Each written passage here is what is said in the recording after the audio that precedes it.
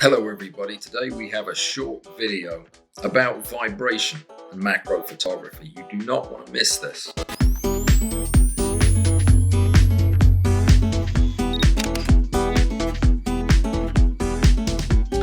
So this video is going to be short but important, and it contains some information that you need to have, but it also contains the secret to a long and happy life, a DIY invention of mine that you're going to want to build. So you need to gather all the pieces that you're going to need. I would have made a shopping list for you, but you don't really need a shopping list. If you live in the Western world, or even if you live in a yurt, you probably have the things that you're going to need to make this on hand, possibly in your pockets. You want the list? Okay. A bit of metal or wood or plastic or something flat. Doesn't even have to be flat. Half of it needs to be flat. A pin or a piece of wire or a stout bristle, just something like that. And a blob of something.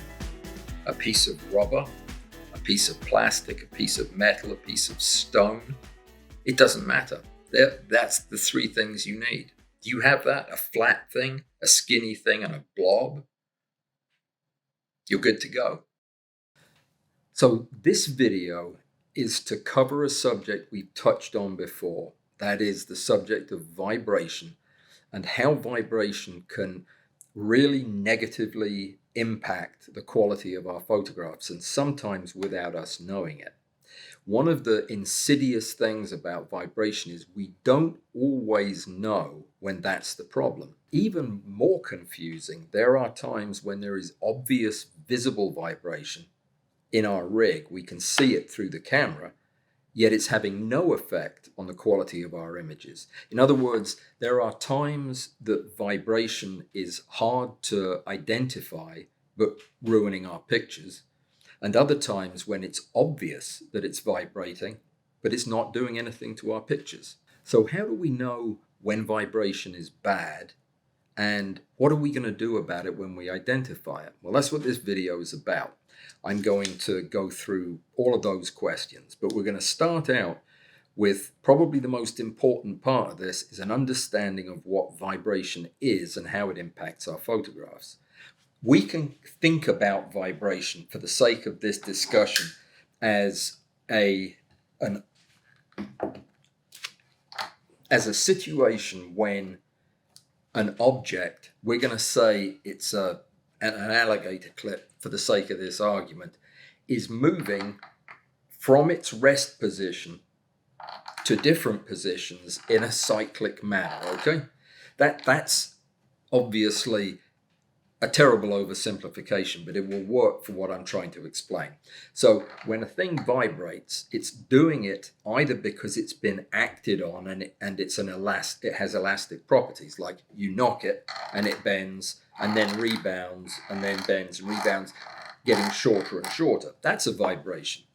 Then there are other vibrations that happen when there is a repeated stimulation from the environment. For example, an electric motor, a three-phase electric motor in your washing machine that is producing a vibration that is affecting all of the surfaces in your house. And then you have something like that. I should have picked something that doesn't make so much dang noise, but there you go. I need this because it's gonna show you something important in a minute. So anytime you have this cyclical departure of a structure from where it belongs to some other place, we're going to call that vibration.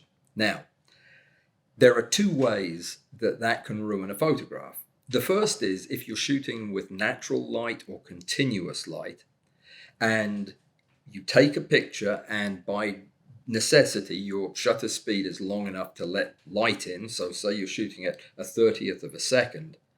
A 30th of a second while an object is moving and creaking like that is a lot of movement. And at the beginning of your shutter release, it may be here. At the end, it may be here. So what you're actually going to capture for that frame is a blur, a wedge-shaped blur in this case. So that's a pretty obvious way in which vibration is going to ruin the photograph, because If every other shot in the stack looks like that, you're going to not end up with a good photograph. That's pretty obvious. What though if you shoot in a dark room, you use a couple of speed lights at their lowest possible setting? So you're shooting with an effective shutter speed of about 1/20,000th of a second. That's the total amount of time that light is available to the sensor, is 1/20,000th of a second. You can freeze almost anything in that amount of time. So you shouldn't have a problem with vibration, right? That's a mistake that is commonly made. But let me explain how that is wrong. Now, if you're at 1:1, it is probably true. At 1:1, you probably have enough depth of field that all but the most severe vibration is always going to be in focus. So this is a problem that is related to the amount of magnification. But let's go to the other end of the spectrum. Let's say you're shooting at 20 times magnification and your setup has a depth of field of, say, 2 microns. 2 microns. That's not much. Let's say then that your thing that you're photographing is vibrating at an amplitude that displaces it by, say, 5 microns, 6 microns. The math will be easier. So it's moving 6 microns side to side.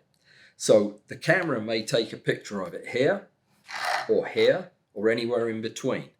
In that 20,000th of a second, it will be click, and that will be it frozen in that position. But if every frame has it in a slightly different position, what's that going to look like? Well, thanks to programs like Xerox Stacker, which have very sophisticated alignment algorithms in them, it probably won't make a huge difference. In other words, you'll probably still get a decent stack out of it, even though it's vibrating. What though if this thing is also vibrating in this plane, as it will be? Things don't vibrate just in one plane. They tend to vibrate in multiple planes and change plane as they vibrate. Remember, they're responding to something that's happening in the environment. They're seldom stable. So if it's vibrating like this with a period of, I'm sorry, that noise is just absolutely driving me batty. So it's now vibrating like this, and it's vibrating 6 microns. And we have a depth of field of 2 microns, meaning that for some percentage of the shots, this structure, whatever it is we're looking at, is going to be out of focus. Now, there's no alignment program in the world that is going to make an out of focus frame stackable. So what's going to happen is you're going to be stacking in focus images with some indeterminate number of out of focus images every time your camera snaps a picture while the vibration has carried it out of the focal plane. That you can't get around, and it will lead to soft pictures.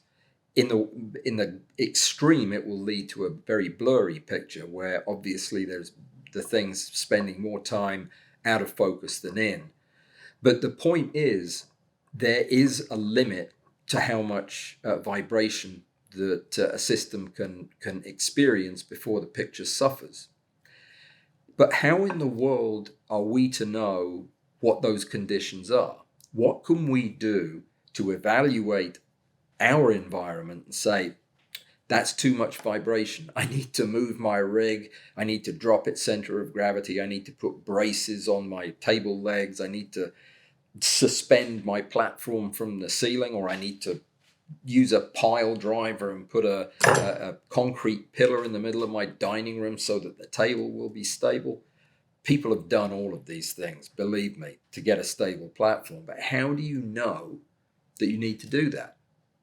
Well, that's kind of what got this video started. I had this question years ago and didn't know what I was going to do about it. So I came up with this gadget. This gadget is just what it looks like. It's a piece of metal with a pin going through it. It's secured in place with some Bondic or some acrylic, or what do I use for that? Epoxy. And on the top of it is a chunk of pencil eraser that weighs about 1 gram. Now, this thing vibrates, and it vibrates visibly when you put it in a situation where there's a vibrating stimulus. So if there's anything jiggling around in the room and I pull one of these things out and put it on my specimen stand, it'll oscillate, and I'll see it through the camera. And if I take a picture, well, we'll get to what happens if I take a picture in a minute. So I made a bunch of these things, and I discovered that the source of vibration doesn't make that much difference. Vibration is vibration, whether it's coming from a single phase electric motor in the fridge or a big electric motor out in the garage or whatever it might be. Even if it's a truck going by on the road, it doesn't seem to make a whole lot of difference qualitatively in the vibration. And it will either set my specimen to vibrating or it won't. The question I had was, does it matter? What kind of vibrations do I need to pay attention to, and which ones can I ignore? So the way I saw it, there were 2 ways I could get a handle on this. One was to understand the physics of vibration, and that was not going to happen. It's very complicated and way over my head. So what I decided to do was make a whole series of these little vibration things and test them at different magnifications. And that's exactly what I did. I set my rig up. I put a vibration source, which what I used was my dehumidifier, because it vibrates worse than anything I've ever owned. The whole thing shakes. And I would put that next to my platform and turn it on. And then I would put the sensor, the thing that I made, on the XYZ table, and I would focus the camera on it. And in every case, I would see it vibrating. But here's what I did. I would change the sensitivity of this vibration sensor by moving the weight down the pin. The further down the pin you move it, the less sensitive it gets and the less likely it is to vibrate, even with a heavy vibration source. But as your magnification increases, you'll be able to see the vibrations more clearly. So what I had to do was move the weight down the pin, let the thing stabilize, and then look at it through the camera and take a picture. Eventually, the pin would stop vibrating when the weight was low enough, because it got low enough, it took too much force to start the vibration. My vibration source couldn't do it. And at that point, I would lift the weight back up just about 1 millimeter, and I would call that the threshold. Then I would take a photograph of the vibrating pin. In fact, I took dozens of them, hundreds of them. And if I could see vibration either in a single image, or if the object was moving in and out of focus in any consecutive images, then I would say that if this sensor vibrates at 20x, I know that the vibration that is visible is significant and it will damage my photographs. But what happened was very interesting. Sometimes I would see my subject vibrating through the camera, and I would go get my sensor thing and I would put it on the XYZ table and it wouldn't budge. The 20x sensor would not shake. Yet I was looking at the specimen shaking. Well, as it happened, if I photographed the specimen like that, it wouldn't show any blur. In other words, that was vibration that was not affecting the sensor. So that is the benefit of this thing. And I still use them, less than I used to, but they're still handy and they're still fun to pull out every now and again. If I see vibration and I really need this shot and I want to see whether or not I'm wasting my time, I'll pull out the 5x or the 10x weighted sensor and I'll put it on the stage. And I'll believe what it says, because if it doesn't matter what the subject is doing, it doesn't matter if my bee is buzzing away on the end of the pin. If the sensor doesn't move, I know that I can shoot that bee and I won't see any blur. In other words, I'll know that the vibration is not going to impact the end result of the photograph. It's pretty amazing, but it works. If you want to try this, that's it. I mean, that's all you got to do. There's nothing fancy to this. This is very much trial and error, and it's setting up these devices. You can make them any way you want. Anything that you can build that will vibrate visibly is all you need to do, and then tune it to the particular magnification you're using. The tuning to the magnification just means you're trying to find the cutoff. You're trying to find the point at the least vibration that spoils the photograph, so that you know if you're seeing that amount of vibration on the pin, there's no point taking the photograph. Not until you have fixed the vibration. If you have a lot of vibration that's not affecting your photographs, leave it alone. If it's not affecting your photographs, what do you care? But if it is, fix it. And that's the other benefit of having this way of testing vibration. A lot of the fixes for vibration, a lot of the things you have to do are the things I referred to earlier. They can get really expensive. They can involve making changes to the structure of your house, to pouring concrete, to suspending cables and ropes. There's all kinds of things people do to get rid of vibration. But would you not like to know, before you drill a hole in your spouse's dining room floor, that you really need to? I certainly did. I wanted to know if it was worth me going to all of this trouble to stop vibration. I needed to know, was the vibration actually causing a problem? Sometimes it was, sometimes it wasn't. Sometimes you have to just move your rig to another part of the house, or put it on a concrete floor, or put braces on the legs. There's always something you can do. Lower the center of gravity. Stop using long unsupported extensions of rail. All of these things make vibrations worse, and sometimes just fixing one of them fixes the whole problem.